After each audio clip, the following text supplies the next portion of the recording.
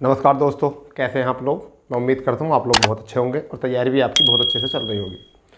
दोस्तों, समय हो चुका है करंट अफेयर अपडेट का और मैं आपके सामने प्रस्तुत हूँ करंट अफेयर अपडेट के साथ। दोस्तों, सभी परीक्षाओं को नज़र में रख के डाटा को एनालिसिस किया जाता है, जिसमें कि हम करंट अफेयर के साथ साथ latest current affair plus static को भी हम ऐड करते हैं और हमारे टॉप 10 क्वेश्चन रहते हैं पर डे के, और ऐसे क्वेश्चन जो सभी परीक्षाओं के लिए बहुत ज़्यादा हेल्पफुल होते हैं। ठीक है, लगभग करंट अफेयर का जो परसेंटेज रहता है वो 97% या 96% जो है हमारे एक्यूरेसी से रहता है, जो हम आपको प्रोवाइड कराते हैं। ठीक है, डेली 6:30 बजे हम इस क्लास को लेकर उपस्थित होते हैं आपके सामने और 8 बजे संविधान की क्लास हम आपको उपलब्ध कराते हैं रात्रि में। तो दोस्तों, शुरू करते हैं आज का करंट अफेयर कि क्या है ऐसा इम्पोर्टेंट और क्या हमको कवर करना है, और उससे रिलेटेड जो हमारे लेटेस्ट करंट अफेयर के क्वेश्चन हैं उनको भी कवर करना है, और प्लस हमको जो स्टैटिक होता है उसको भी हमको कवर करना है। तो पहला क्वेश्चन जो है आज हमारा वो है फेमिना मिस इंडिया 2023। ये प्रतियोगिता होती है प्रत्येक वर्ष, यानी कि फेमिना मिस इंडिया 2023। ठीक है, यहाँ पर जो विजेता बनी है वो राजस्थान की नंदिनी गुप्ता बनी है। कौन बनी है? राजस्थान की नंदिनी गुप्ता। थोड़ा सा आपको इन्फॉर्मेशन के लिए बता दें कि 59वां संस्करण था ये। 59वां संस्करण कहाँ पर था? ये इम्फाल में था। 59वां संस्करण था, कहाँ पर? इम्फाल में था। ठीक, उपविजेता जो रही हैं इसमें वो रही हैं श्रेया पूजा। ये कहाँ की हैं? दिल्ली की। श्रेया पूजा जो है दिल्ली की हैं, ये उपविजेता रही हैं। और ये कहाँ पर किया गया है? इम्फाल में किया गया है, खुमान लंपक स्पोर्ट स्टेडियम में। नाम आपको याद रखना है। कई बार ऐसे एग्ज़ामों में जो वनडे एग्ज़ाम होते हैं उनमें ये क्वेश्चन पूछ लिया जाता है कि फेमिना मिस इंडिया किस स्पोर्ट स्टेडियम पे किया गया था। तो खुमान लंपक स्पोर्ट स्टेडियम में किया गया है। ठीक है, अगर हम बात करें मिस वर्ल्ड 2024, ठीक है, जो 2024 का मिस वर्ल्ड होगा उसमें प्रतिनिधि भारत की तरफ से यही करेंगे। कौन करेंगी? नंदिनी गुप्ता। यानी कौन करने वाली है? नंदिनी गुप्ता करने वाली हैं 2024 में प्रतिनिधित्व। ठीक है भाई, इतना आपको याद होना है। ठीक, अगर हम आगे देखें 2022 का खिताब जो था ये सिनी शेट्टी ने जीता था। ये इसी का फेमिना मिस इंडिया का जो खिताब 2022 का जीता था वो किसने जीता था? सिनी शेट्टी ने जीता था। मिसेज वर्ल्ड 2022 ये भी याद रख लेना। मिसेज वर्ल्ड 2022 का खिताब जो है सरगम कौशल ने जीता है। सरगम कौशल ने। मिस इंडिया वर्ल्ड वाइड ये जो खिताब जीता है 2022 का, ये जीता है खुशी पटेल ने, जो यूके की हैं। कहाँ की? यूके की खुशी पटेल। और सबसे इम्पोर्टेंट क्वेश्चन जो है वो ये था जो एग्ज़ाम में ज़्यादातर पूछा गया इस बार, मिस वर्ल्ड 2021 कैरोलिना बिलावस्का। कौन है? कैरोलिना बिलावस्का, जो 2 पोलैंड की निवासी हैं। इन्हें मिस वर्ल्ड बनाया गया। अब जो होने वाला है वो 2024 में होगा मिस वर्ल्ड, यानी कि 3 वर्ष में मिस वर्ल्ड प्रतियोगिता होती है। तो ये भी आपको थोड़ा याद रखना है यहाँ से यहाँ तक क्वेश्चन। ये हमारे जो लेटेस्ट करंट अफेयर हैं उनसे रिलेटेड है, और जो हमने इंडिया मिस इंडिया और मिस वर्ल्ड और मिस इंडिया वर्ल्ड वाइड, इनको भी हमने इसके साथ साथ कवर किया है। ये था कि आपने पूरा ही ये कवर अप किया है, जो हमारा मिस इंडिया से रिलेट करता है उन सबको जो है कवर अप किया है। इसे लेटेस्ट में कह दीजिए, स्टैटिक में कह दीजिए, समसामयिक घटना में कह दीजिए, बस आपको कवर करना है। तो आप इसको पहले नोट कर लें या आप स्क्रीनशॉट ले सकते हैं इसको, क्योंकि ऐसा होता है कि हमें शॉर्ट डाटा बुलेट पॉइंट जो है वो हमारे काम आ जाते हैं परीक्षाओं में। ठीक है भाई, दूसरे क्वेश्चन में क्या है ऐसा? दूसरे क्वेश्चन में क्या है? G7 देश वाहनों से, यानी कि G7 के जितने भी सदस्य हैं वो, या G7 के जितने भी देश हैं, सदस्य देश हैं, वाहनों से उत्सर्जन को कम करने पर सहमत हुए हैं। क्या हुए हैं? वाहनों से, जो यातायात वाहन होते हैं उनसे उत्सर्जन को कम करने पर सहमत हुए हैं। और ये क्या मामला है? ये मामला है 2000 वर्ष, यानी इसे क्राइटेरिया कौन सा वर्ष बनाया है? 2000। सन 2000 के स्तर में CO2 को कम करने का कितना? 50% कम करने का लक्ष्य है। यानी कि 2020 में जो हमारा CO2 कार्बन डाइऑक्साइड होता था उसको 50% कम करने का जो लक्ष्य रखा गया है वो कब रखा गया है? 2035 तक। कि हम 2035 तक यानी G7 देशों ने ये बात कही है कि हम 2000 में जितना भी कार्बन डाइऑक्साइड उत्सर्जित करते थे उसका 50% जो है वह 2035 तक हम कम करने का लक्ष्य रखते हैं। ठीक है, जब लक्ष्य रखा है तो उस पर काम भी करेंगे। फिर आगे जो है कुछ और इम्पोर्टेंट हो सकता है। ये इम्पोर्टेंट हो सकता है 2040 तक समुद्र में प्लास्टिक से 2040 तक समुद्र में प्लास्टिक से प्रदूषण को रोकने के लिए इन्होंने एक बात कही है। तो ये भी बहुत इंपॉर्टेंट हो सकता है, ये भी टारगेट आपका, ऐसे लक्ष्य पूछ लिए जाते हैं एग्जाम में। 2 लक्ष्य हैं, 35 तक पूछा है कार्बन डाइऑक्साइड को 50% कम करना, और समुद्रों में प्लास्टिक से पॉल्यूशन को कम करने की बात क्योंकि ये वो 2040 में की बेटा। इस बात को आप अच्छे से माइंड में फिट कर लीजिए, ऐसे क्वेश्चंस बहुत ज़्यादा आते हैं, ठीक है। ये हमारा एनालिसिस करता है बहुत ज़्यादा। अब बात करते हैं G7 की। तो आप सब बच्चों को पता होना चाहिए, अधिकांश एग्जाम में स्टैटिक में क्वेश्चन पूछा जाता है, निम्न में से कौन सा सदस्य G7 का सदस्य नहीं है। अब आप अगर इसको ना बता पाएंगे तो फिर तो गड़बड़ हो जाएगी, इसलिए यहाँ कवर कीजिए। पहला कनाडा है, फ्रांस है, जर्मनी है, Italy. Canada, France, Germany, Italy. फिर यहाँ पर यूके, जापान और यूएसए। कनाडा हो गया, फ्रांस हो गया, जर्मनी हो गया, इटली हो गया, यूके हो गया, जापान हो गया और यूएसए हो चुका है। ठीक है बेटा, 7 आपके सदस्य हो चुके हैं यहाँ पर। ठीक, इसी के साथ साथ सार्क का भी सदस्य पूछ लिया था। 3 के सदस्य पूछे जाते हैं अधिकांश, एक तो G7 के सदस्य पूछे जाते हैं, सार्क के सदस्य पूछे जाते हैं और ब्रिक्स के सदस्य पूछे जाते हैं। और आपको ये तीनों ही याद होने चाहिए।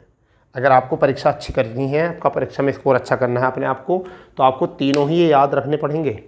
ठीक है, इस बात को आपको मानना पड़ेगा, तीनों ये तैयार करने पड़ेंगे बेटा। ठीक है, अब वो क्या है, देखिए सार्क में जो है वो भारत, पाकिस्तान, अफगानिस्तान, इन 3 देशों को याद रखो। भारत, पाकिस्तान, अफगानिस्तान, 3 देश हो गए। भारत, पाकिस्तान, अफगानिस्तान, इसी के साथ में बांग्लादेश। ठीक है, फिर श्रीलंका, नेपाल, भूटान, मालदीव। लिख लो इनको अच्छे से, ये याद करने हैं आपको। ठीक है भाई, भारत, पाकिस्तान, अफगानिस्तान, बांग्लादेश, श्रीलंका, नेपाल, भूटान और मालदीव, ये है सार्क देश।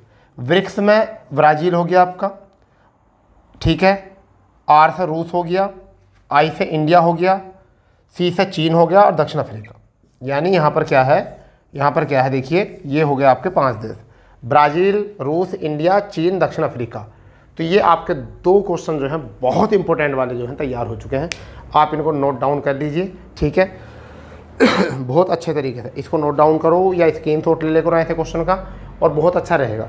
ठीक है, अगर आपको ऐसा लगता है कि इसकी स्पीड थोड़ी ज़्यादा है तो आप वीडियो को रोकिए और नोट करके फिर नेक्स्ट बात सुनेंगे। ठीक है, अब जो हमारा क्वेश्चन है वो इम्पोर्टेंट क्या है, वो है आपका एक नाम सुना होगा आपने दक्षिण अफ्रीका का, कागिसो रबाडा, यानी नाम सुना होगा Kagiso Rabada.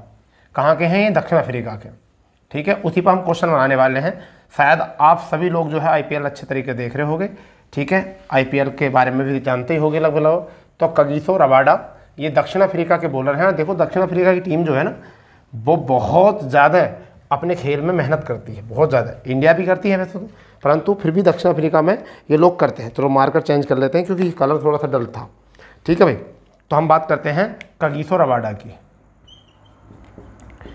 Kagiso Rabada, Rabada ये क्या है जी, ये सबसे IPL में, यानी कि IPL में सबसे तेज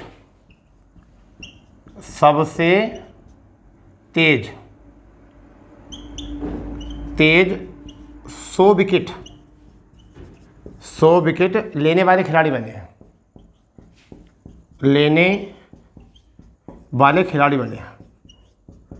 खिलाड़ी बने हैं। अब बात आती है कि पॉइंट क्या है इसमें, ये वर्तमान में किस तरफ से खेल रहे हैं, तो ये पंजाब किंग्स की तरफ से खेल रहे हैं।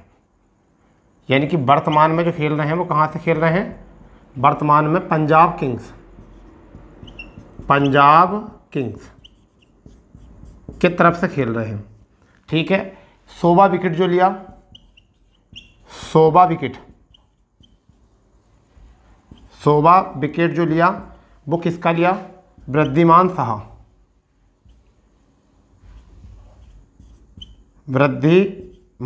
साहा। ठीक है भाई, और ये मैच किस किस का था, ये मैच था पंजाब वर्सेस गुजरात। ठीक है भाई, ये मैच किसका था, पंजाब वर्सेस गुजरात, जिसमें कारनामा इन्होंने किया है। ठीक है, ये कहाँ के हैं ये पता होना चाहिए आप लोगों को, दक्षिण अफ्रीका के हैं। कहाँ के खिलाड़ी हैं ये, दक्षिण अफ्रीका के। तो दक्षिण अफ्रीका के खिलाड़ी हैं ये। 100 विकेट लिया है इन्होंने जो है लसित मलिंगा का रिकॉर्ड ब्रेक किया है। लसित मलिंगा का जो है इन्होंने रिकॉर्ड ब्रेक किया। थोड़ी सी एक इंपॉर्टेंट बात मैं आपको बता दूं, 2020 में ये दिल्ली कैपिटल्स के नहीं खेले थे। दिल्ली कैपिटल्स के नहीं खेले थे, और इन्होंने दिल्ली कैपिटल के नहीं खेलते हुए इन्होंने 17 मैचों में, कितने मैचों में, 17 मैच में 30 विकेट लिए थे। कितने लिए थे? 30 विकेट लिए थे, और पर्पल कैप लिया था। कौन सा कैप लिया था? Purple cap. पर्पल कैप इन्होंने ये लिया था। ठीक है, ये पर्पल कैप इन्होंने ये ले लिया था। इतनी बात भी आपको याद रखनी है। लड़का 28 वर्ष का है केवल, यानी कि 28 वर्षीय हैं ये इस टाइम। सही समझ गए नहीं? 28 वर्षीय, यानी 95 में इनका जन्म हुआ है। कब हुआ है इनका जन्म? 1995 में इनका जन्म हुआ। अब ये देखिए, कगासी रबाडा 1995। अब बात करते हैं नंबर 1 पर जो हो गए, रबाडा हो गए। रबाडा जिन्होंने कितने मैच खेले हैं? जिन्होंने 64 मैचों में कितने लिए हैं? 100 विकेट लिए हैं। नंबर 2 पे जो थे वो लसित मलिंगा। 2 पे कौन थे? मलिंगा, जिन्होंने यही कारनामा जो किया 70 मैचों में किया। 70 मैचों में 100 विकेट लिए। तीसरे नंबर पर हम बात करें भुवनेश्वर। तीसरे नंबर पर जो है वो कौन है? भुवनेश्वर प्रथम भारतीय हैं इसमें। इन्होंने 81 मैचों में 100 विकेट लिए थे। 81 मैचों में 100 विकेट लिए थे। तो ये हो गए आपके, रबाडा हो गए, मलिंगा हो गए। ठीक है, अब अगर हम बात करें भुवनेश्वर हो गए। चौथे पे जो है वो राशिद खान। चौथे पे कौन है? राशिद खान है। ये कारनामा इन्होंने जो किया है 83 मैचों में किया। कितने में किया बेटा? 83 मैचों में जो करा है इन्होंने 100 विकेट लेने का काम किया है। तो ये इस क्वेश्चन से हो चुकी है रिलेटेड बातें। ये इस क्वेश्चन से जो है रिलेटेड बातें हो चुकी हैं। ठीक है, आप इनको चाहो तो नोट कर सकते हो, इन्हें चाहो तो नोट कर सकते हो बहुत अच्छे तरीके से, कि कगासी रबाडा जो है IPL सबसे तेज़ 100 विकेट लेने वाले खिलाड़ी बन गए हैं। वर्तमान में पंजाब किंग्स की तरफ से खेल रहे हैं। दक्षिण अफ्रीका के हैं, 28 वर्षीय हैं। 100 विकेट जो लिया वृद्धिमान शाह का लिया है, जो पंजाब वर्सेस गुजरात में खेल रहे हैं, यानी गुजरात के खिलाड़ी हैं। पंजाब वर्सेस गुजरात के मैच में उन्होंने लिया है। 2020 में दिल्ली कैपिटल की तरफ से खेले थे, 17 मैच खेले थे, 30 विकेट लिए थे। पर्पल कैप इन्होंने अपने नाम किया था। रबाडा 64 मैचों में जो है 100 विकेट लिए हैं, और मलिंगा ने जो 70 मैचों में 100 विकेट लिए थे। और जी बात करते हैं भुवनेश्वर ने 81 मैचों में 100 विकेट लिए थे। राशिद खान ने 83 मैचों में 100 विकेट लिए हैं। ठीक है, इतनी बात आप नोट कर लीजिए इसको अच्छे तरीके से। ठीक है भाई, क्लियर? चलिए, बहुत अच्छा।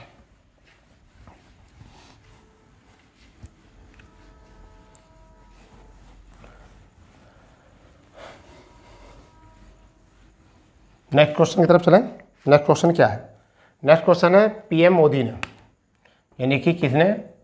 PM मोदी ने पूर्वोत्तर में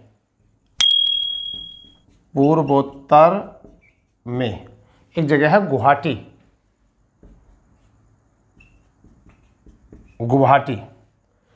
में एक जगह है चांगसारी में क्या करा है? चांगसारी में इन्होंने अखिल भारतीय, यानी कि पूर्वोत्तर का पहला एम्स मतलब क्या होता है? अखिल भारतीय आयुर्विज्ञान संस्थान। अखिल भारतीय आयुर्विज्ञान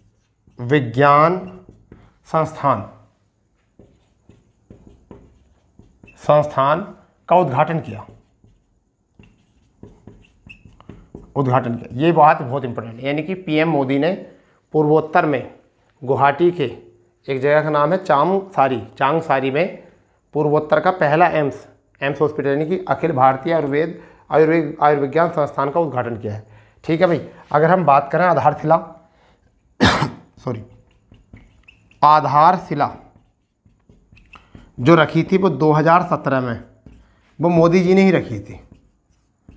किसने रखी थी? मोदी जी ने ही आधारशिला रखी थी। ठीक है भाई, आधारशिला मोदी जी ने रखी थी। अब एक और बात है, पूर्वोत्तर भारत को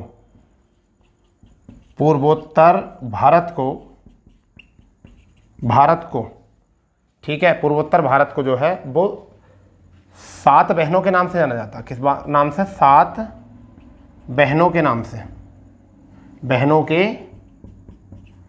से जाना जाता है। ये भी आपको याद रखना है, 7 बहनों के नाम से जाना जाता है। ठीक है भाई, तो ये बात हो गई है इस क्वेश्चन रिलेटेड, यानी आधारशिला 2017 मोदी जी ने रखी है।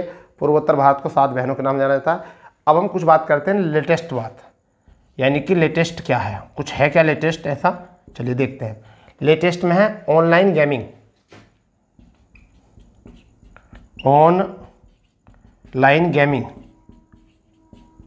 ऑनलाइन गेमिंग के पहले उत्कृष्ट केंद्र की स्थापना, पहले उत्कृष्ट केंद्र की स्थापना शिलोंग में की गई। कहाँ पर की गई है? शिलोंग। असम राइफल का यहाँ मुख्यालय है शिलोंग में। कहाँ पर? असम राइफल का मुख्यालय है। दूसरा लेटेस्ट क्या हो सकता है? ई खरीदारी में जो है त्रिपुरा सबसे आगे है। ई खरीद में त्रिपुरा जो है आगे है। ठीक है, ये भी हो गया इंपॉर्टेंट। तीसरा अगर हम बात करें तो एयरफोर्स ने अभ्यास प्रलय की शुरुआत की है। एयरफोर्स ने पूर्वोत्तर में अभ्यास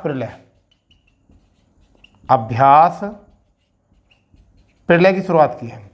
ये भी आपको पता होना चाहिए, अभ्यास प्रलय की शुरुआत की है। ठीक है भाई, पूर्वोत्तर में कृषि कुंभ, एक ये क्वेश्चन इंपॉर्टेंट हो सकता है। पूर्वोत्तर में कृषि कुंभ 2023 का उद्घाटन, 23 का उद्घाटन नरेंद्र सिंह तोमर ने किया। नरेंद्र सिंह तोमर जो कृषि मंत्री हैं उन्होंने ये किया। ठीक है, इसके इंपॉर्टेंट क्वेश्चन हैं, उनको थोड़ा सा रिवाइज कर लो, करो। देखिए क्या है। पीएम मोदी ने पूर्वोत्तर में गुवाहाटी चांग सारी में पूर्वोत्तर का पहला एम्स स्थापित किया है। अखिल भारतीय और विज्ञान संस्थान कहते हैं, इसका उद्घाटन किया है। आधारशिला 2017 मोदी जी ने रखी थी। पूर्वोत्तर भारत को 7 बहनों के नाम से जाना जाता है। लेटेस्ट में 3-4 क्वेश्चन बने हैं यहाँ से। ऑनलाइन गेमिंग पहले उत्कृष्ट केंद्र की स्थापना जो की शिलोंग में की। ठीक है, ई खरीदारी में त्रिपुरा सबसे आगे है। एयरफोर्स ने पूर्वोत्तर भारत में अभ्यास प्रलय की शुरुआत की। पूर्वोत्तर में कृषि कुंभ की 2023 की स्थापना जो की वो कब की गई? उद्घाटन मतलब कब की गई? इसका उद्घाटन किसने किया? नरेंद्र सिंह तोमर ने। ठीक है भाई, अब एक छोटा सा क्वेश्चन जो है ना, छोटा सा क्वेश्चन वो क्या है? छोटे से क्वेश्चन के ऊपर हम ज़्यादा ध्यान देंगे। क्या है कि वर्ष 2022-23 में एक क्वेश्चन मुझे याद आ रहा है, जो कि अभी मैंने एक या इंडियन एक्सप्रेस जो एक अखबार होता है उसमें ये पढ़ा था, और आपके एग्ज़ाम के लिए बहुत इंपॉर्टेंट हो सकता है। आपके एग्ज़ाम के लिए बहुत ज़्यादा इंपॉर्टेंट हो सकता है बेटा। और इसलिए सारी बातों को जो है ना अच्छे से नोट करते रह करो, स्क्रीनशॉट ले करो या फिर आप इसको नोट कर लिया करो। तो अगर हम इसमें बताएं कि अमेरिकी वित्त वर्ष, यानी कौन सा वित्त वर्ष, छोटा सा क्वेश्चन है, इसको याद रखना। वित्त वर्ष 2022-23 में भारत का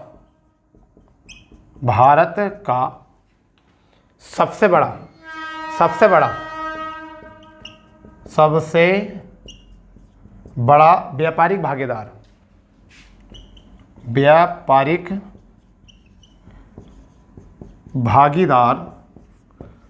भागीदार जो है वो कौन बना है? अमेरिका बना व्यापारिक भागीदार। ठीक है भाई, यहाँ पर जो वृद्धि हुई है वो कितनी हुई है? वृद्धि हुई है 7.85% की। और इस वृद्धि के साथ यानी 7.65 है आई थिंक। इस वृद्धि के साथ जो है 128 पॉइंट, इसके साथ 128.55 अरब डॉलर के साथ व्यापार करा है इन्होंने। यानी वित्त वर्ष 2022-23 में भारत का सबसे बड़ा व्यापारिक भागीदार जो बन गया वो अमेरिका बन गया है। वृद्धि क्या हुई है? पिछले वर्ष के अनुसार 7.66% की वृद्धि हुई है और 128.55 अरब डॉलर की साझेदारी यानी व्यापार हुआ है। अब दूसरे नंबर पर जो है, पहले नंबर पर तो अमेरिका होगा, दूसरे नंबर पर चीन है। दूसरे नंबर पर क्या है? चीन, इसी वर्ष में, जिसमें जो है 1.5% की गिरावट आई है वृद्धि की। यानी क्या हुई है? गिरावट। और गिरावट आने के बाद भी इनका जो व्यापार हुआ है 113 कितना हुआ है, 113.85 अरब डॉलर का हुआ है, अरब डॉलर का। ठीक है भाई, तो ये 2 पॉइंट जो है इंपॉर्टेंट हो सकते हैं आपकी परीक्षा के लिए कि वित्त वर्ष 2022-23 में भारत का सबसे बड़ा व्यापारिक भागीदार जो है अमेरिका बन गया है। वृद्धि जो हुई है 7.65% की हुई है और 128.55 अरब डॉलर के इसमें व्यापार कर रहा है। चीन जो है 1.5% गिरावट, ठीक है, गिरावट और 113.85 अरब डॉलर का यहाँ पे काम किया है इन्होंने। इतनी बात आपको यहाँ से नोट कर लेनी है। ठीक है, अब अगर आगे क्वेश्चन करते हैं, मैं इसको रफ कर देता हूँ, आपने नोट कर लिया होगा इस चीज़ को। ठीक है, कर लो इसको नोट या तो। ठीक है, मैं इतना थोड़ा सा पानी वानी देख लेता हूँ, थोड़ा सा जल्दी देखिए, पानी पीना भी ज़रूरी है क्योंकि वरना तो आवाज़ साउंड बेकार हो जाता है। तो क्या करना है आपको इसको नोट करो जल्दी।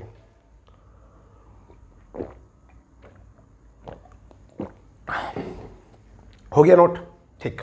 चलिए नेक्स्ट क्वेश्चन की तरफ बढ़ते हैं। वो क्या है, अभी जो है ना आपने एक सुना होगा अभी कि मोदी जी ने जो है ना अभी एक घोषणा की थी। वो क्या की थी, IBCA की, यानी कि इंटरनेशनल बिग कैट अलायंस की घोषणा की थी। तो इसी पे कोई क्वेश्चन बन गया है, यानी कि नेपाल इंटरनेशनल बिग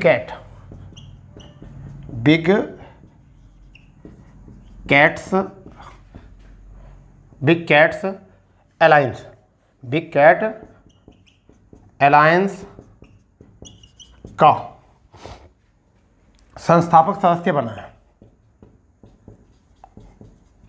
संस्थापक सदस्य बना। ऐसे क्वेश्चन आ जाते हैं एग्जाम में। अब बिग कैट्स क्या हैं, पहला बहुत बात यह है, कितने हैं, 7 बिल्लियां हैं। तो पहली बिल्ली क्या है, शेर, दूसरी क्या है, चीता, तीसरी जो है वो टाइगर, चौथी जो है वो आपकी क्या है, चौथी अगर हम देखें तेंदुआ,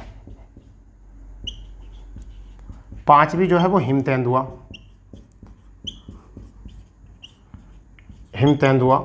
छठी जो है वो है प्यूमा, और सातवीं जो है वो क्या है आपकी जैगुआर, जैगुआर। तो ये 7 बिग कैट्स हैं, इनके नाम याद आपको रखने हैं क्योंकि ऐसा होगा परीक्षा में आपसे ही पूछेगा 7 बिग कैट्स के अंदर के जो है, यानी 7 जो बड़ी बिग कैट हैं उनमें से कौन सी नहीं है।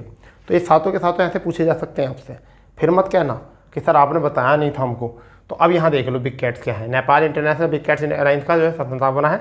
इसके साथ साथ एक घोषणा की है, बांदीपुर कर्नाटक में इसकी घोषणा जो की थी वो नरेंद्र मोदी ने की थी। और थोड़ी सी इसमें एक बात बता दूँ, भारत जो है वैश्विक स्तर पर जब बात कर ही रहे हैं तो थोड़ी पूरी कर लेते हैं। 100 अरब डॉलर यानी कितने, 100 मिलियन डॉलर अमेरिकी डॉलर का जो है निवेश करेगा। 100 अमेरिकी डॉलर का जो है निवेश करेगा। ठीक है भाई, कुछ नेपाल की जानकारी कर लें क्या। ठीक है, नेपाल की राजधानी क्या है, काठमांडू। ठीक है, नेपाली रुपया क्या है, मुद्रा है। ठीक है, प्रधानमंत्री की बात करें तो प्रधानमंत्री क्या, पुष्पकमल दहल, क्या है, पुष्पकमल दहल। कौन है इनके प्रधानमंत्री, ये पुष्पकमल दहल। ठीक है भाई, अब बताओ कितनी यार, मतलब एकदम निचोड़ करके रख दिया बिल्कुल पूरा। ठीक है, पूरा निचोड़ है, ये पूरा निचोड़ है भाई। ठीक है, यानी कि Nepal international big cats alliance पूरा इतनी बात है, कौन बताएगा भाई।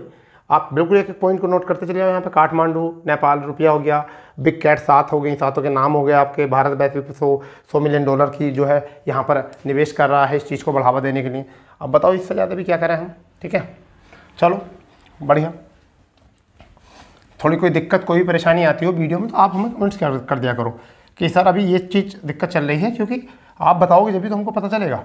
अगर आपको लगता है कि मेरी स्पीड थोड़ी ज़्यादा है तो आप करिए, मैं थोड़ा सा इसमें इंक डालता हूँ। इतने देखो, कोई इंक को बता देगा तो मुझे पता चल जाएगा एकदम कि सर कम दिख रहा है कुछ। जब कम दिख रहा है तो हम इंक डाल देंगे, कोई दिक्कत नहीं है। घबराने की क्या बात है इसमें। ठीक है भाई, इसमें घबराने की क्या बात है, बताओ, घबराने की कोई बात तो रही है इसमें, नहीं है ना। चलो बहुत बढ़िया, टेंशन नहीं लेनी है बिल्कुल। जब तक हम खड़े हैं जब तक तो आपको टेंशन लेनी नहीं है। ठीक है, टेंशन क्यों लोगे जब हम खड़े हैं तो। नेक्स्ट क्वेश्चन क्या है, चलो नेक्स्ट क्वेश्चन देख लेते हैं, कुछ इंपॉर्टेंट ही होगा जब है तो। चलिए इंक डालिए तो इंपॉर्टेंट ही होगा। क्या है? बांग्लादेश राजधानी ढाका में, बांग्लादेश की राजधानी ढाका में,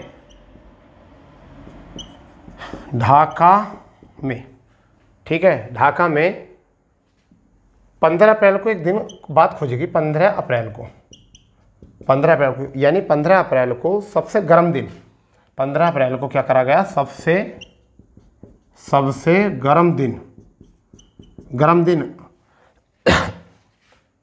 गर्म दिन मापा गया या गर्म दिन माना। क्यों? यानी कि 15 अप्रैल को इतनी गर्मी अब तक कितने वर्षों तक? 18 वर्षों तक नहीं हुई, 58 वर्षों तक नहीं हुई यहाँ। तो कितने वर्षों का रिकॉर्ड टूटा है? 58 वर्षों का।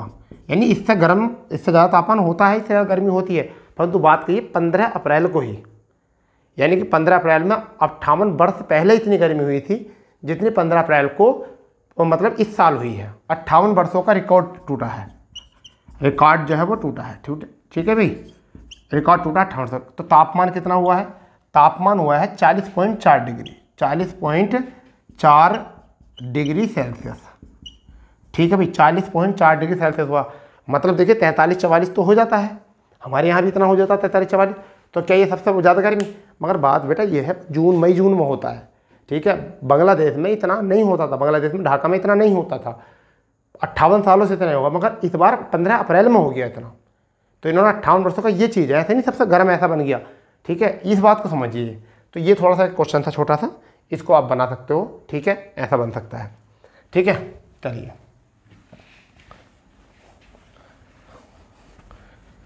अब नेक्स्ट क्वेश्चन क्या है? नेक्स्ट क्वेश्चन है आपका NHAI, national highway authority of India. National highway authority of India इसे कहते हैं भारतीय राष्ट्रीय राजमार्ग भारतीय राष्ट्रीय राजमार्ग प्राधिकरण।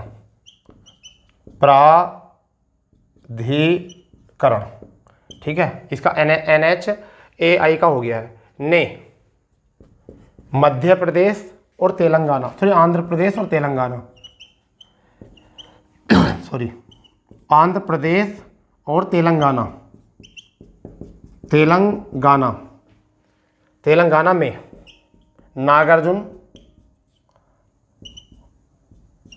नागार्जुन श्रीशैलम, नागार्जुन सागर, पूरा नाम ये है, सागर श्रीशैलम टाइगर रिजर्व के साथ समझौता ज्ञापन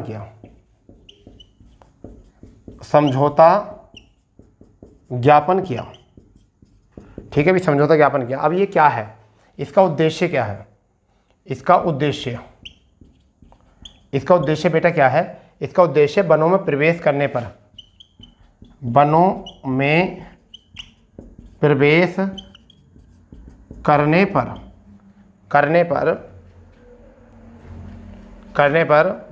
के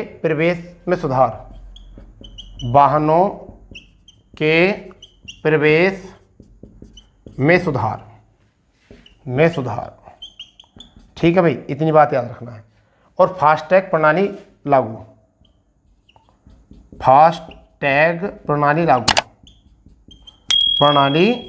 ये वाली बात पहले इतनी समझ लो, इतनी।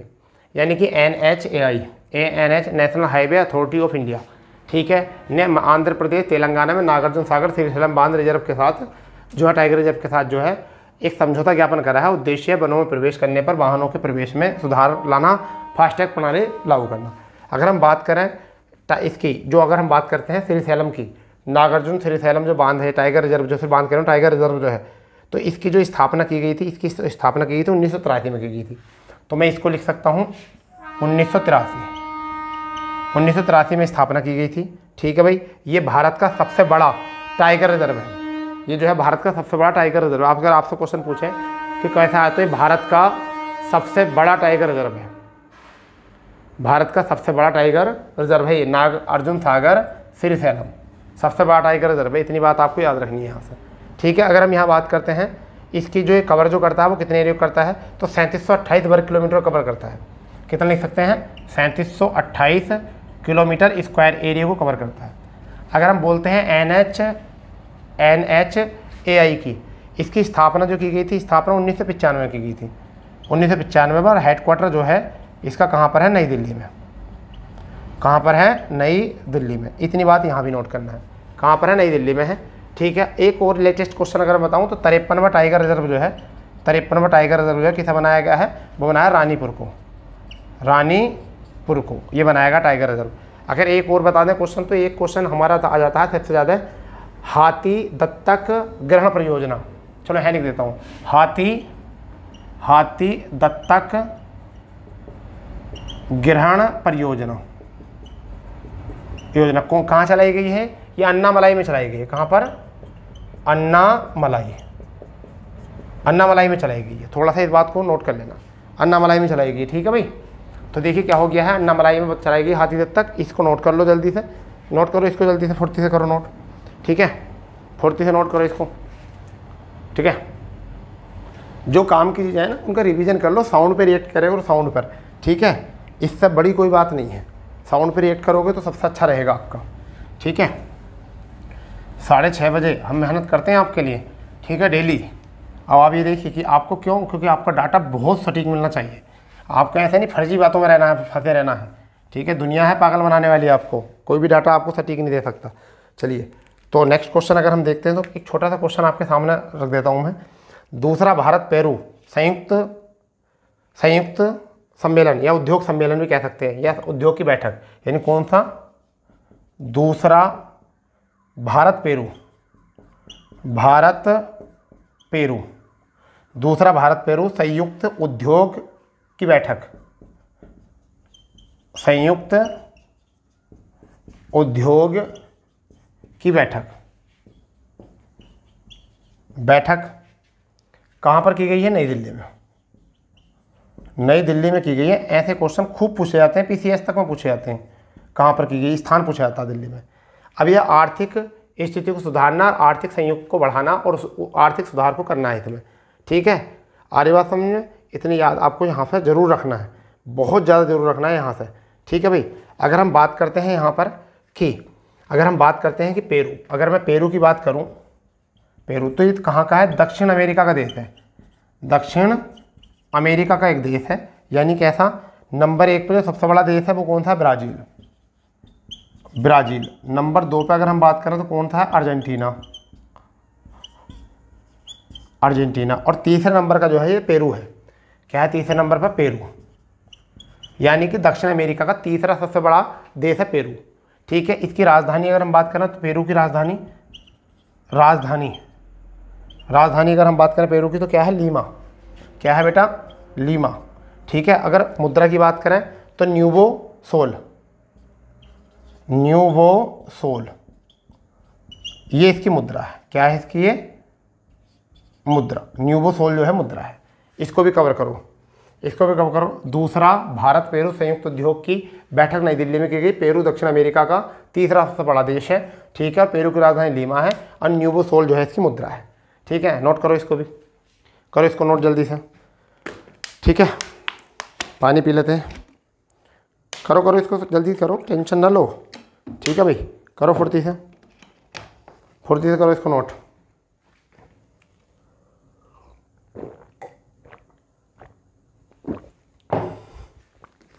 ठीक है भाई, हो गया।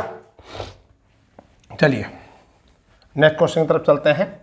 आज के सारे क्वेश्चन जो है ना बहुत विकट क्वेश्चन है, बहुत विकट, ठीक है। नहीं देखिए क्वेश्चन क्या है, इस साल का पहला, इस वर्ष का पहला सैन्य कमांडर सम्मेलन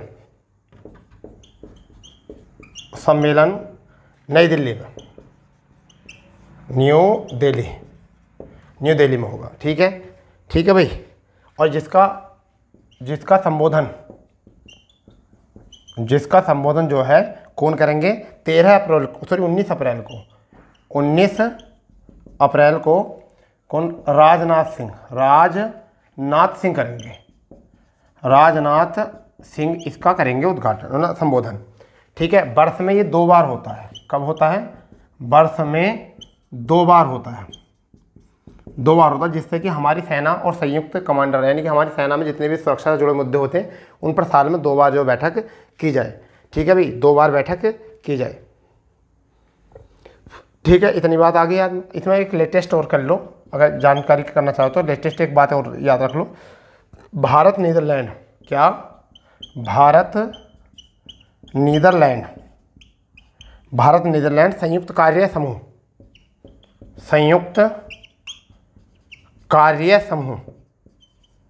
समूह की पहली मंत्री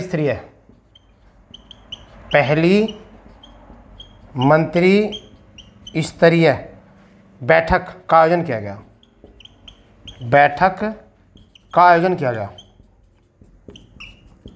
गया। ये आपका और लेटेस्ट में हो गया।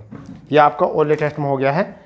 इंक बहुत चाट रहे हैं मार्कर, क्योंकि हम चाह रहे हैं, कोशिश कर रहे हैं कि आपको अच्छे से अच्छा दिखे, लिखा हुआ बिल्कुल। ठीक है, साफ साफ दिखे। तो ये हो गया आपका इस वर्ष का पहला जो सैन्य कमांडर जो है, एक वर्ष में 2 बार होते हैं, अभी पहला है।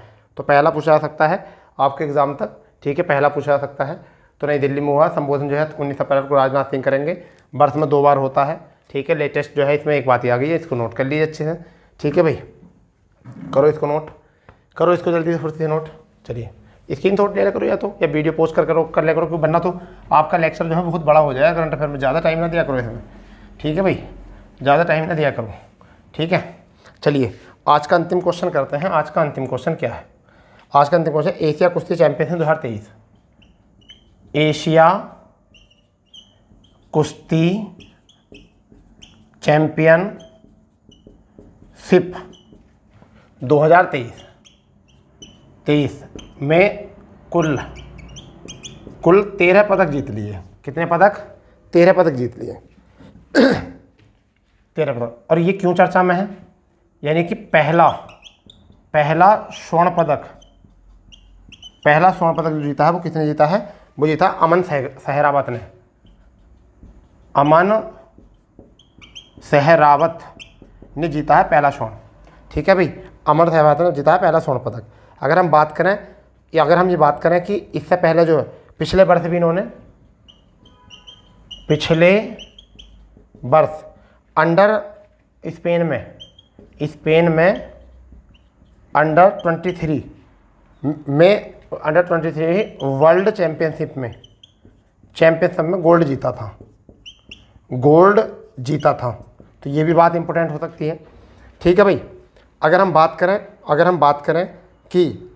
करें कि ये जो है ये कौन सा संस्करण है कुश्ती का, तो 36वां ये संस्करण है।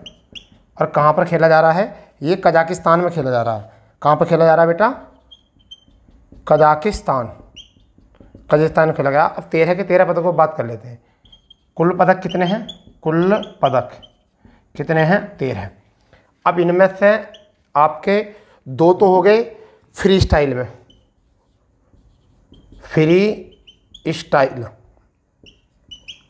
ठीक है, फ्री स्टाइल में 4 पदक जो हो गए हैं वो ग्रीको रोमन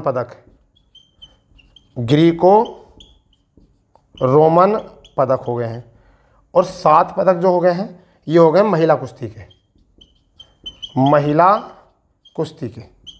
ठीक है भाई, ये पदक हो गए। इस तरीके से जो है हमने ये 13 पदक जीते हैं। ठीक है, एक बात और कर लीजिए, पहला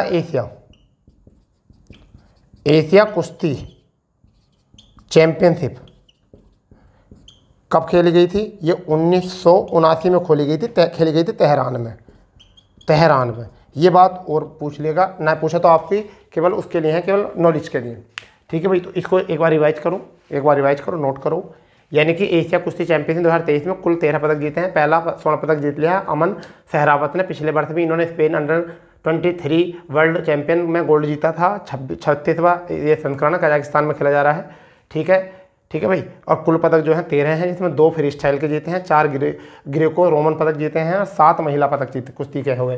और पहला एशिया कुश्ती चैंपियनशिप जो है 1979 में जीता है तेहरान में, ठीक है, खेला गया था तेहरान में। तो इस तरीके से आज का करंट अफेयर अपडेट ये था, इसको नोट कर लीजिए अच्छे से इस क्वेश्चन को भी, और आप अच्छे से प्यारे प्यारे नोट्स बनाइए, बहुत प्यारे प्यारे नोट्स बनाइए, ठीक है। देखिए मेरा मानना है आपको ये है कि रिजल्ट पर जो है ना कभी भी ध्यान न दो, केवल अपने प्रोसेस पर ध्यान दो। जो व्यक्ति अपने प्रोसेस पर ध्यान देता है उसका रिजल्ट बेहतर आता है, और जो रिजल्ट पे ध्यान देता है उसका कभी रिजल्ट अच्छा नहीं आता। इसलिए केवल प्रोसेस पे ध्यान दो, रिजल्ट पे ध्यान मत दीजिए। अगर रिजल्ट पे आप ध्यान दोगे तो आपका प्रोसेसिंग करना जो है वो कम हो जाएगा, क्योंकि आप रिजल्ट के बारे में ज़्यादा सोचोगे, ठीक है। देखिए एक बात और समझ लीजिए, मैं आपको एक बात बताना चाह रहा हूँ, ऐसी बात बताना चाह रहा हूँ, क्या बताना चाह रहा हूँ उसको समझिए। मुझसे किसी आदमी ने पूछा कि क्या बनना चाह रहे हो, तो मैंने सोचा, मैंने उन्हें जवाब दिया था कि मैं बड़ा होकर बड़ा आदमी बनना चाहता हूँ, यानी बड़ा होकर बड़ा बनना चाहता हूँ। तो अपने दिमाग में बस यही बात रखिए कि बड़े होकर बड़ा बनना चाहिए, ठीक है। आप काम ऐसा कर लो कि बड़े होकर बड़े बन जाओ, जिससे कि ऐसा काम कर लीजिए, ठीक है। यही चीज़ जो है, यही बात जो है आपको मोटिवेट करेंगे कि आप जब बड़े होगे तो बड़े बनो, बड़े बने होते ही, ठीक है। ऐसा ना हो कि बचपन में तो कोई नहीं होता कि हम कोई प्लान नहीं बना सकते। तो आप ये सोचो, बचपन से ये बात दिमाग में चलो, छोटी सी एज से आप अपने दिमाग में बात रखो कि जैसे मैं बड़ा हूँ और बड़ा होकर मैं बड़ा बन जाऊँ, ठीक है। और सीधी बात है, रिजल्ट पर ज़्यादा ध्यान देना, केवल प्रोसेसिंग पे ध्यान दें, प्रोसेस पे ध्यान दें अपने। यदि आप प्रोसेस पे ध्यान दोगे तो आपका रिजल्ट बेहतर आएगा, ठीक है। चलिए कोई बात नहीं, बातों का सिलसिला, मोटिवेशन का सिलसिला चलता रहेगा, ठीक है। कल मिलते हैं नए सेशन के साथ, ठीक है। जय हिंद, जय भारत।